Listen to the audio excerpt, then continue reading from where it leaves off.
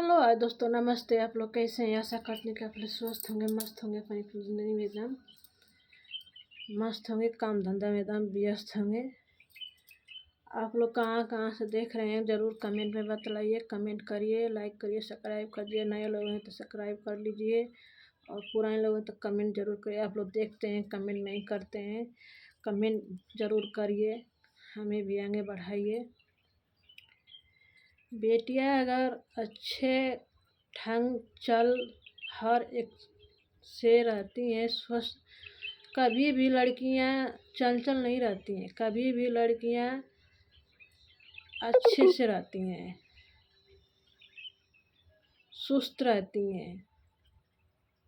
वो चार को ग्रुप में जाती हैं तो उसका देखा देखी लड़कियां का थोड़ा दिल मन इधर उधर होता है, तो वो बाप महतारी के हाथ में रहता है।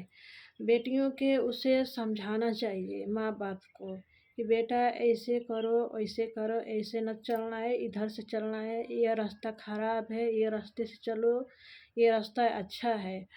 तो बेटियां अगर समझदार होती है तो समझ जाती हैं, वो समझ जाती हैं कि कैसे बाप महतारी हमें अच्छे संस्कार देते हैं, कदर देते हैं।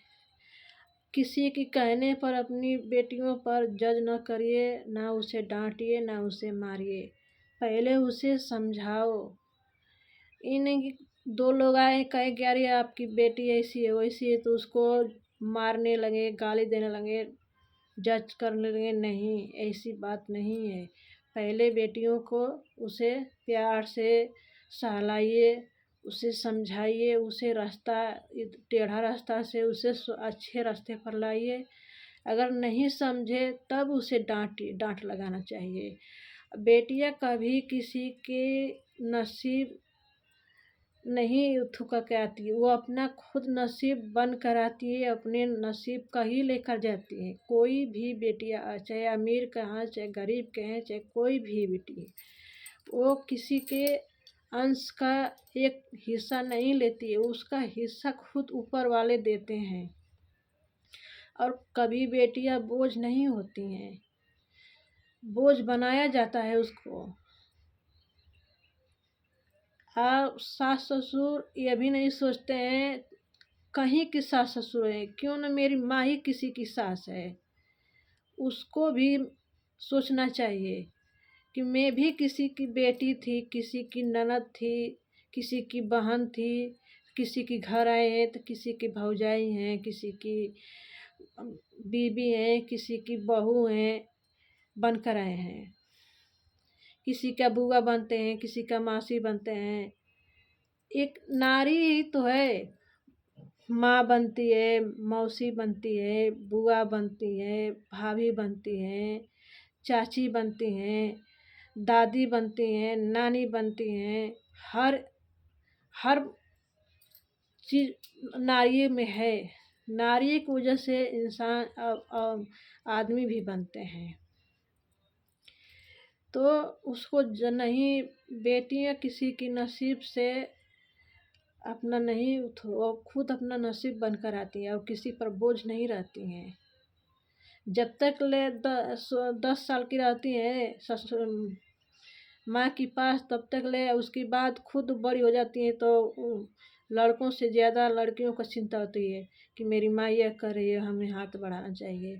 तो थोड़ी थोड़ी धीरे धीरे करें, जब तक ले शादी नहीं होता है तब तक ले मायके में अपना हर एक चीज़ जांगर को अपने कर दिखलाती है कि मैं ये करके दिखला देंगे।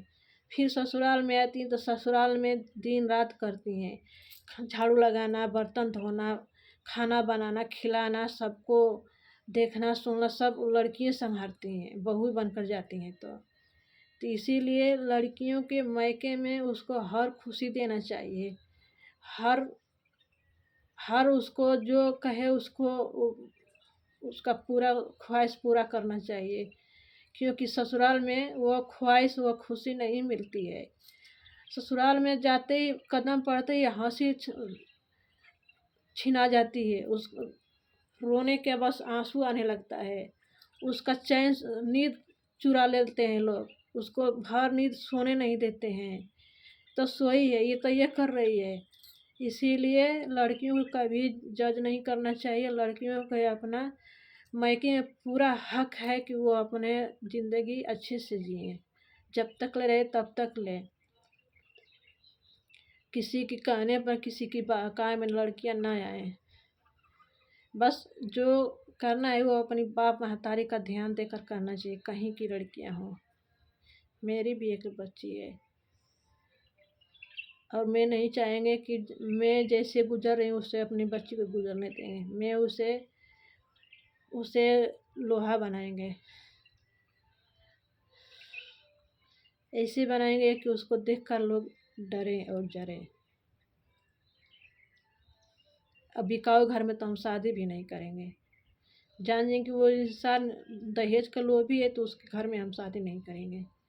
क्योंकि वो कितनों भी पैसा वाला हो क्यों ना हो, कितनों नौकरी वाला क्यों ना हो, उसका थोड़ी सा खगेगा तो मांगेगा पैसा कि जाओ मांग कर लाओ। नहीं मांगेगी।